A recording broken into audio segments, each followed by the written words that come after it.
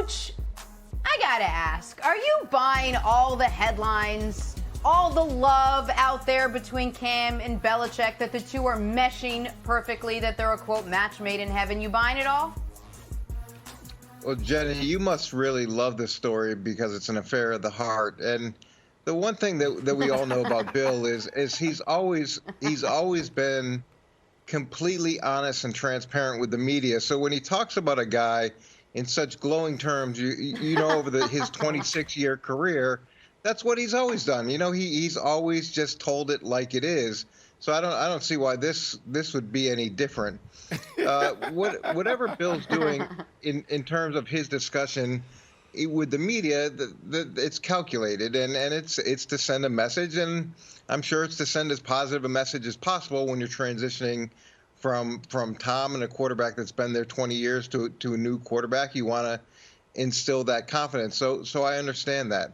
What I will say is if Cam is healthy, and if things are going the way that they're portraying it to be, then I have a lot of high expectations for what Cam could do in this system, and I have a lot of respect for what Cam's doing in terms of changing his approach, in terms of embracing the coaching.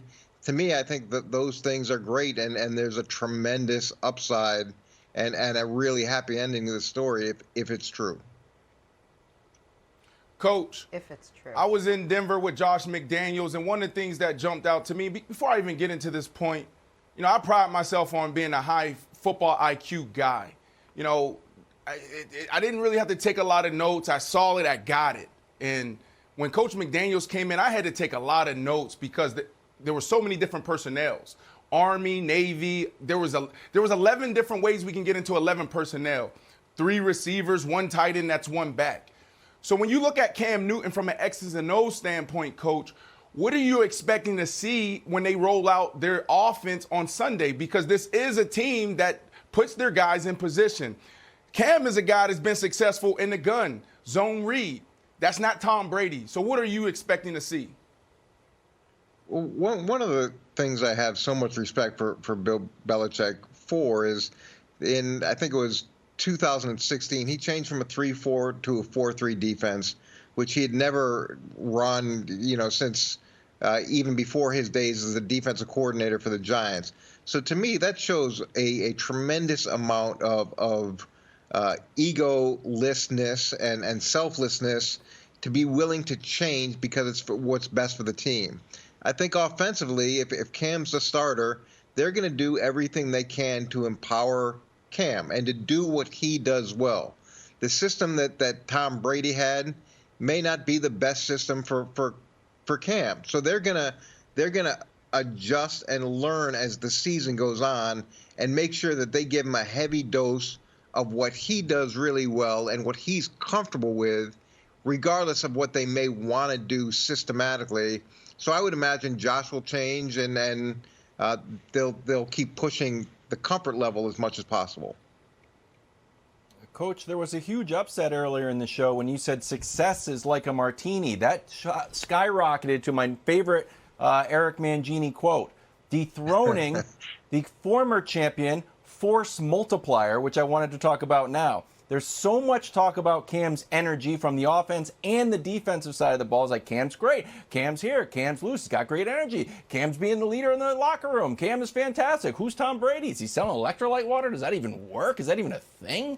So can you talk about Cam's idea or the idea of a force multiplier and how that could be, you know, affecting all of the Patriots? Well, look, energy at this point is incredibly important. You've got a situation where you lose Tom, and then you have all those players opt out.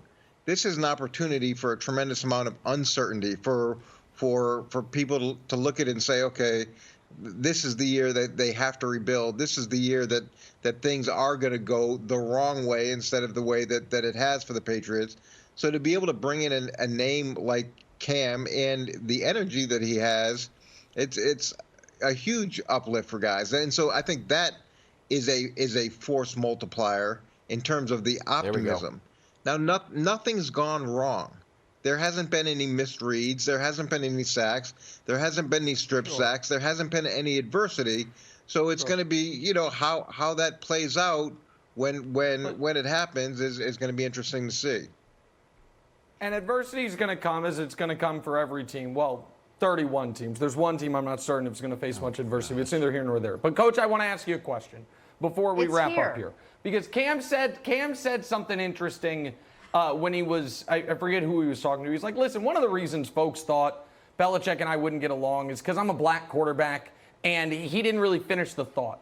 And one of the things that I have found really, that I find most interesting about sports, but football in particular, is the way it can bridge divides.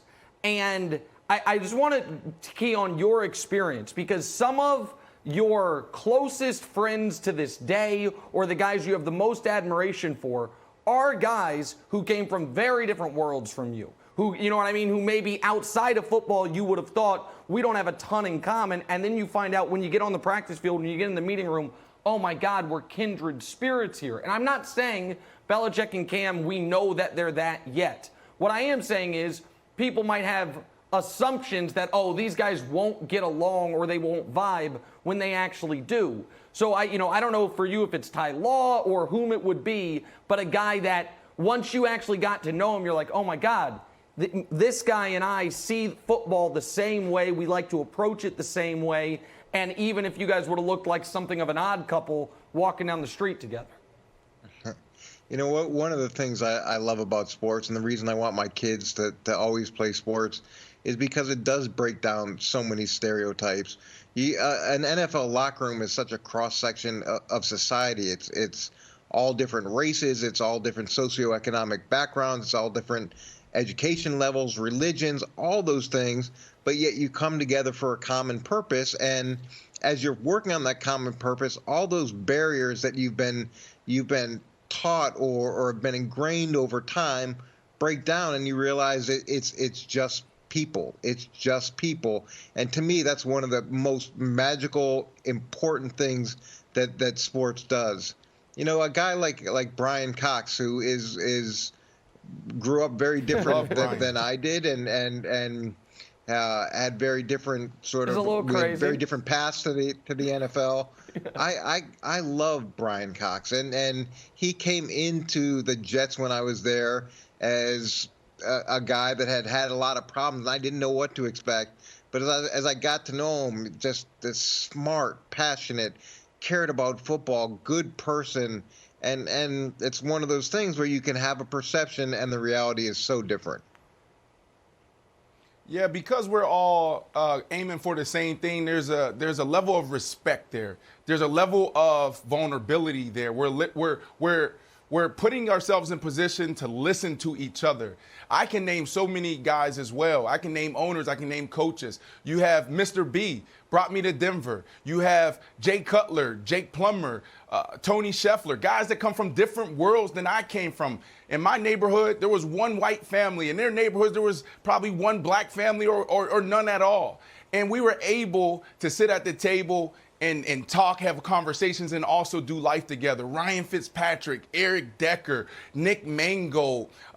You go to Tony Sperano, miss Coach Sperano so much. So I think you're right. Well, it's not I think. You are 100% right. Not only does it break down barriers, it also knocks down walls and barriers for people to come together and have uncomfortable conversations and really just enjoy each other.